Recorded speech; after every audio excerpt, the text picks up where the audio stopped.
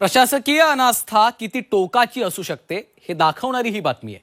वर्षानुवर्ष नदीवर पूल होत नसल्यामुळे लातूरच्या गुंजरगा या गावचे शेतकरी चक्क कढईमधून प्रवास करतायत। समस्येकडे प्रशासन लोकप्रतिनिधी कुणीच लक्ष देत नसल्यामुळे शेतकरी आता हतबल झालेत। नेमका हा कढईचा प्रवास कसा आहे पाहूयात।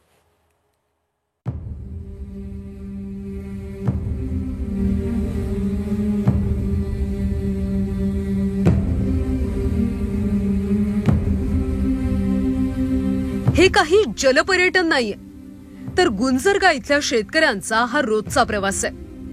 निलंग्यातल्या तेरणा नदीवर पूल नसल्यानं गावकरी शेतात जायला हा धोकादायक प्रवास करतात।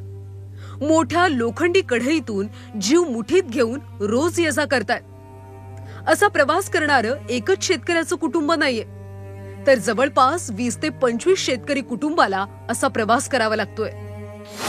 आम्ही हे स्वतः कर्ज घालून केलं। किती शेतकरी मदत दिली नाही, काय नाही। शेतकरी किती तिकडे? कमीत कमी 25 शेतकरी आहेत आणि 10 ते 15 कुटुंब। हा, 10 ते 15 कुटुंब नाही, 25 कुटुंब आहे टोटल। 25 कुटुंब हा. आहे। हा. आता कुटुंबात एकाच्या नावावर जमीन आहे, कुणाच्या नाही, सगळ्याच्याच नावावर जमीन असते। दररोजचा असं काही प्रवास नाही. हा, पण आम्हाला प्रवास हाच जाणं आहे ना। इथून जावं लागेल तर आम्हाला कमीत कमी 10 किलोमीटर तर सरळ जावं लागेल। या संदर्भात ग्रामस्थांनी किमान लोखंडी पूल करून पायवाट करून द्यावी अशी मागणी ग्रामसभेत अनेक वेळा केली, मात्र त्याचा काहीच फायदा झाला नाही।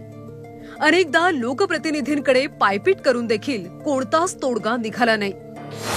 निलंग्याच्या आमदारला मागणी केलो, नंतर परत आमच्या ग्रामपंचायतला मागणी करू, ग्रामसेवकाला विचारलो आम्हाला काही पर्याय आहे का बघा, वाट्याचा किंवा ह्या शेतू फुलाचा। हा, त्यांनी काहीच नाही आमच्यातर्फे ग्रामपंचायतनं ग्रामसेवकनं काहीच नाही म्हणले आम्हाला। तहसीलदारकडे गेलो, तहसीलदारला अजून 4 वर्ष झाला अर्ज दिला वाटासाठी, तहसीलला वाट नाही, कुठलीच काही नाही। संपूर्ण भारतात कडधान्य, डाळी, तेलबियांसाठी लातूर जिल्हा प्रसिद्ध आहे।